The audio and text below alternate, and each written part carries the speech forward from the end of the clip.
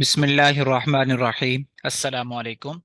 Respected viewers, 17 अप्रैल से लेके 23 अप्रैल तक का जो वीक गुजरा है, इस वीक के दौरान जितने भी मुल्की लेवल के करंट अफेयर्स के एमसीक्यूज हैं, जो कि Punjab public service commission, federal public service commission, FIA और इसके अलावा जितनी भी जॉब्स में आपने अप्लाई कर रखा है, उनकी तैयारी के लिए जो इंपॉर्टेंट एमसीक्यूज हैं वो इस वीडियो में 30 एमसीक्यूज आप लोगों के साथ मैं शेयर करूंगा। और उन एमसीक्यूज का थोड़ा बहुत जो बैकग्राउंड नॉलेज है वो भी आप लोगों के साथ शेयर किया जाएगा, ताकि आप लोगों से अगर इंटरव्यू के दौरान इस तरीके का कोई क्वेश्चन पूछा जाता है तो आप उसको अच्छे तरीके से डिफेंड कर सकें। तो वीडियो को स्टार्ट करते हैं। उससे पहले आप लोगों से एक छोटी सी गुजारिश है कि काइंडली चैनल को सब्सक्राइब करके नोटिफिकेशन बेल को जरूर ऑन करें, ताकि आपको इस तरीके की जितने भी लेटेस्ट अपडेट्स हैं और जो नई वीडियोस हैं वो आपको सबसे पहले मिलती रहें। तो स्टार्ट करते हैं आज की वीडियो को। इसमें हमारा पहला क्वेश्चन है, which college will start ophthalmology oral exam in Pakistan in February 2024। फरवरी 2024 में एक इंटरनेशनल कॉलेज है जो कि पाकिस्तान में ऑप्थेल्मोलॉजी का ओरल एग्जाम स्टार्ट करने जा रहा है। ये कौन सा कॉलेज है और इस किस कॉलेज ने ये ऐलान किया है? तो इस क्वेश्चन का करेक्ट आंसर बनता है Royal College London. Royal College London फरवरी 2024 से पाकिस्तान में ओरल एग्जामिनेशन स्टार्ट करने जा रहा है। Next question, name the Pakistani mountaineers who submitted Annapurna one. Annapurna one जो कि नेपाल के अंदर वाक़ है, इस पहाड़ी को पाकिस्तान के दो माउंटेनर्स ने इसी वीक के अंदर सबमिट किया है। उनके हमने नाम बताने हैं, वो कौन से माउंटेनर्स हैं? तो करेक्ट आंसर शहरोज काशिफ और नाइला कियानी, इन दोनों ने अन्नापूर्णा वन पीक सबमिट की है। और ये अन्नापूर्णा वन नेपाल के अंदर वाक़ है। और ये 17 अप्रैल 2023 को ये इन्होंने कारनामा सर अंजाम दिया है। नेक्स्ट क्वेश्चन है, Who is the youngest mountaineer to summit 11 peaks above 8,000 metre? 8,000 metre से बुलंदी की 11 चोटियों को सर करने वाले दुनिया के कम उम्र तरीन कोह पैमा का नाम क्या है? और इस कोह पैमा का ताल्लुक पाकिस्तान से है और ये शहरोज काशफी है, जिन्होंने 17 अप्रैल को अन्नापूर्णा वन को सर करने के बाद ये एजाज हासिल किया है। Next question, who is the new prime minister of Azad Jammu Kashmir? पिछले हफ्ते सरदार तनवीर अलियास, जो कि आज़ाद जम्मू कश्मीर के साबिक वज़ीर आज़म थे, उनको आज़ाद जम्मू कश्मीर की हाई कोर्ट ने तौहीन अदालत केस के ऊपर फारिग कर दिया था। उसके बाद वहाँ पे फॉरवर्ड ब्लॉक बन गया पाकिस्तान तरीके इंसाफ का, और उसके बाद वहाँ पे एक नए जो प्राइम मिनिस्टर हैं वो इलेक्ट हो चुके हैं। वो कौन है? वो साबका जो स्पीकर हैं चौधरी अनवार उल हक, जिनका ताल्लुक बेसिकली है तो पीटीआई से, लेकिन उनका कहना है कि वो पीडीएम की हिमायत के बाद जो है वो आज़ाद जम्मू कश्मीर के वज़ीर आज़म सिलेक्ट हुए हैं। तो चौधरी अनवार उल हक इस वक्त आजाद जम्मू कश्मीर के नए वजीर आजम हैं। What is the title of Naila Kayani? ये जो नाइला कयानी है जिन्होंने अन्नापूर्णा वन को सर किया है, इनका टाइटल क्या है? इनका टाइटल है बर्द सिनफे आहिन। ये आपने याद रखना है, ये एक एसोसिएशन है जिसके साथ एसोसिएटेड है, उसका नाम बर्द है और वहीं से इनका ये टाइटल निकला है बर्द सिनफे आहिन। Next question, when did Chaudhry Anwar became new prime minister of Azad Jammu Kashmir? ये किस दिन वजीर आजम बने थे? एक ड्रामेटिक एक सूरत हाल पैदा हो गई थी आजाद जम्मू कश्मीर की असम्बली में, और 20 अप्रैल वाले दिन ये वजीर आजम मुंतखब हुए थे, 20 अप्रैल 2023 को। Next question, name the renowned female economist who died recently? Pakistan की जो वन ऑफ द, आप कह सकते हैं, फाइनेस्ट और जो अर्लीस्ट जो फीमेल इकोनॉमिस्ट हैं, उनमें से इनका ताल्लुक था, जिनकी हाल ही में डेथ हो गई है। इनका नाम है Rehana Aslam. Next question, When did Supreme Court Practices and Procedure Bill became an act of parliament? आपको पता ही है कि जो मौजूदा हुकूमत है पीडीएम की, उन्होंने कौमी असम्बली और सेनेट से supreme court practices and procedure bill, जो कि आर्टिकल 184(3) की तशरीह करता है, जो सो मोटो से रिलेटेड है, इसके ऊपर एक नया बिल पेश किया था। और इस बिल को पास किया था असम्बली ने, दोनों ऐवानों ने, और वहां से ये चला गया था सदर पाकिस्तान के पास, जिन्होंने वापस कर दिया था। और दोबारा एक ज्वाइंट सेशन हुआ था जिसमें दोबारा से इस बिल को पास किया गया और फिर भेजा गया सदर आरफ अलवी के पास, लेकिन उन्होंने फिर सिग्नेचर करने से इनकार कर दिया। लेकिन उसके बाद ये चूंकि रूल था तो ये अब खुद ब खुद एक्ट बन गया है पार्लियामेंट का, supreme court practices and procedure bill. और ये कब बना है? 21 अप्रैल 2023 को, ठीक है, 21 अप्रैल 2023 को ये supreme court practices and procedure bill. ये बिल क्या कहता है बेसिकली? इस बिल में जो आर्टिकल 184(3) है, जिसमें सोमोटो के मुतालिक बात की गई है, उसकी थोड़ी सी इसके अंदर वजाहत कर दी गई है कि अब सोमोटो का जो इख्तियार है वो chief justice of supreme court के बाद नहीं होगा, बल्कि चीफ जस्टिस के बाद सीनियरिटी पे नंबर 1 और नंबर 2 पे जो जस्टिस होंगे, ये 3 जज साहबान मिलके अब ये डिसाइड किया करेंगे कि किस चीज के ऊपर हमने सो मोटो लेना है, और जो केसेस लगते हैं उनके बेंचेस की जो तश्कील है उसके हवाले से भी इस चीज को मद्देनजर रखा जाएगा। तो ये 21 अप्रैल 2023 को नाफिजुल अमल हुआ है। Next question, what is the male life expectancy rate in Pakistan? Pakistan में जो मर्द हजरात हैं उनकी जो औसत उम्र है, शरह औसत उम्र है जो एक्सपेक्टेड है वो कितनी है? तो पाकिस्तान के अंदर ये बनती है 65 years. Next question, how many people receive $3 billion on zero markup in PTI government? PTI की गवर्नमेंट का एक आप यूं कह लें कि माली स्कैंडल है जो कि सामने आया है, जिसके अंदर ये जो एपीसी है, पीएसी है, जो पब्लिक अकाउंट्स कमेटी है, उन्होंने बाकायदा स्टेट बैंक को ये कहा है कि उन्हें तमाम लोगों की लिस्ट प्रोवाइड की जाए जिन्हें पीटीआई की गवर्नमेंट ने $3 बिलियन दिया था और जीरो मार्कअप के ऊपर दिया था। तो कितने लोगों ने इस स्कीम से फायदा उठाया? तो इसके अंदर तकरीबन 600 लोग बनते हैं जो कि कारोबार और जायदाद वगैरह के मामला से वाबस्ता हैं, जिन्हें पीटीआई की गवर्नमेंट के अंदर $3 बिलियन मिले थे। नेक्स्ट क्वेश्चन है, what is the female life expectancy rate? Pakistan के अंदर जो फीमेल लाइफ एक्सपेक्टेंसी रेट है वो मेल से थोड़ा ज्यादा है, और ये मेल के लिए 65 है जबकि फीमेल्स के लिए 75 ईयर्स बनता है। उसके बाद अगला सवाल है, who is the new religious minister of Pakistan? Mufti Abdul Shakoor जो पाकिस्तान के साबका वजीर बराए मजहबी उमूर थे, इस्लामाबाद के अंदर एक ट्रैफिक हादसे में वो वफात पा गए थे। तो उनके बाद जो नए रिलीजियस मिनिस्टर पाकिस्तान के अंदर काबीना के अंदर जिनको नया ओहदा दिया गया है वो JUIFA के सेनेटर तल्हा महमूद हैं। Next question, when did Pakistan place it's first order for Russian crude oil? Pakistan भी अब किंगडम ऑफ सऊदी अरेबिया और इंडिया के बाद जो है वो रशियन क्रूड ऑयल लेने जा रहा है रूस से, और जो मुसद्दक मलक है, मिनिस्टर हैं, उन्होंने बाकायदा इसकी तस्दीक कर दी और पाकिस्तान ने अपना पहला जो ऑर्डर है वो प्लेस कर दिया है, और ये हुआ है 20 अप्रैल 2023 को, ठीक है।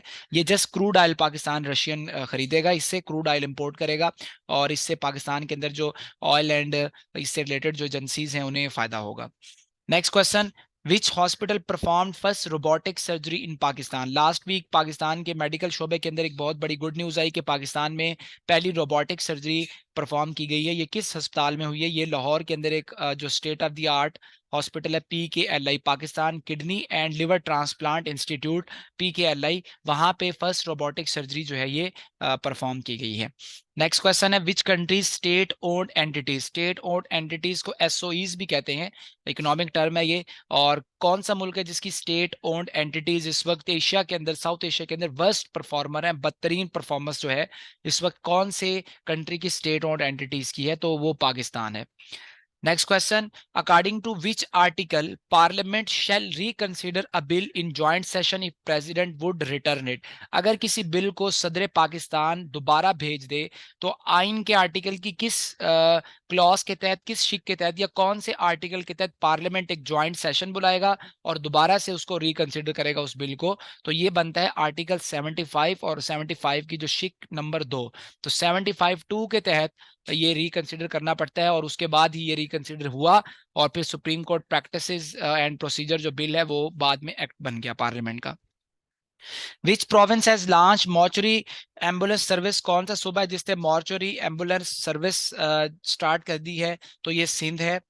नेक्स्ट क्वेश्चन है, how many male child have been affected by anaemia in lead contaminated areas of Lahore? एक लेटेस्ट रिसर्च पब्लिश हुई है जिसके अंदर लाहौर के काफी सारे इलाकों से पानी के सैंपल लिए गए हैं और वहां के लोगों का जो तिब्बी मुआयना किया गया है। तो वो इलाके जहाँ पे पानी के अंदर लेड की मिकदार ज्यादा थी, वहां पे अनेमिया जो है वो बच्चों को लाक है मर्ज। और ये कितने बच्चे हैं जो कि एनीमिया से लाक हैं? तो ये 93% बनते हैं लाहौर के इलाके शादीपुरा में, जो कि इससे बदतरीन तरीके से मुतासर हो रहा है। तो हर 100 में से तकरीबन 93 जो मेल बच्चे हैं वो एनीमिया मर्ज का शिकार हैं, गंदा पानी पीने की वजह से।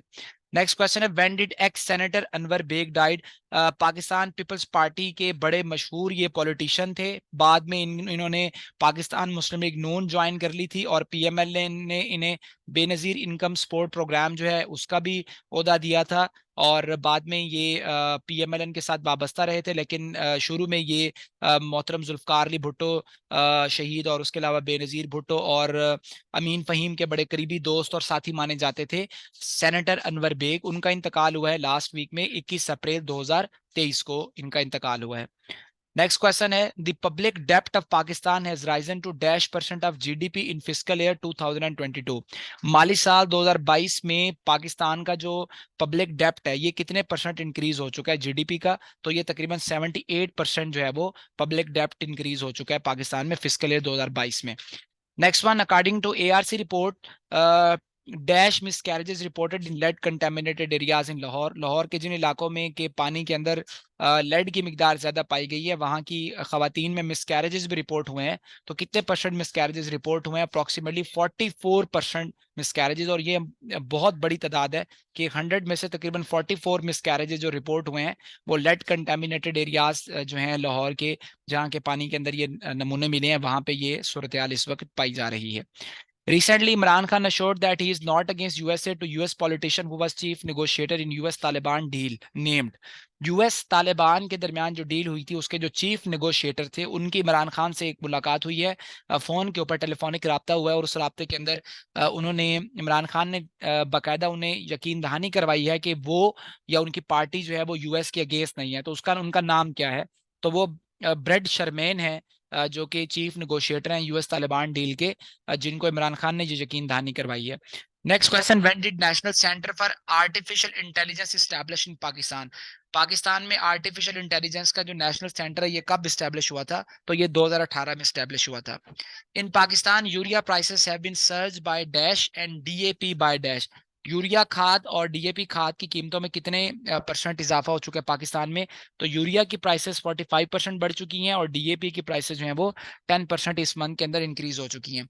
What is the estimated economic loss Pakistan has faced due to floods in 2022? Recently शेरी रहमान ने क्लाइमेट चेंज के कॉन्फ्रेंस के अंदर शिरकत की थी और वहां पे उन्होंने पाकिस्तान को जो 2022 में आने वाले बदतरीन सैलाब से नुकसानात का सामना करना पड़ा था उसके ऊपर बात की थी। और वहीं पे उन्होंने ये फिगर्स पेश किए थे कि पाकिस्तान को तकरीबन 30 बिलियन यूएस डॉलर का नुकसान हुआ है 2022 के आने वाले शदीद मॉनसून की वजह से। When did Rawalpindi institute of urology and transplantation became functional? Rawalpindi के अंदर एक और state of the art hospital है जिसके Rawalpindi institute of urology and transplantation या RIUT कहते हैं। ये फंक्शनल हुआ है काफी लंबे अरसे के बाद। तो ये किस तारीख को फंक्शनल हुआ है? 18 अप्रैल 2023 को वजीर आजम शहबाज शरीफ गए थे वहां पे और फिर बाकायदा इसका इफ्तिताह हुआ है। According to LSM report, LSM कहते हैं लार्ज स्केल मैन्युफैक्चरिंग रिपोर्ट, यानी पाकिस्तान के अंदर जो हैवी इंडस्ट्री है, बिग इंडस्ट्री है, वो कितने लॉस में या प्रॉफिट में जा रही है या कितनी मैन्युफैक्चरिंग हो रही है, उनकी ये आदाद शुमार जारी होते हैं। इस रिपोर्ट के मुताबिक big industry output has been decrease by, Pakistan के अंदर जो बिग इंडस्ट्री की आउटपुट है वो कितने परसेंट से डिक्रीज हो चुकी है? तो 11.59% का डिक्रीज देखने के अंदर आ रहा है लार्ज स्केल मैन्युफैक्चरिंग के अंदर।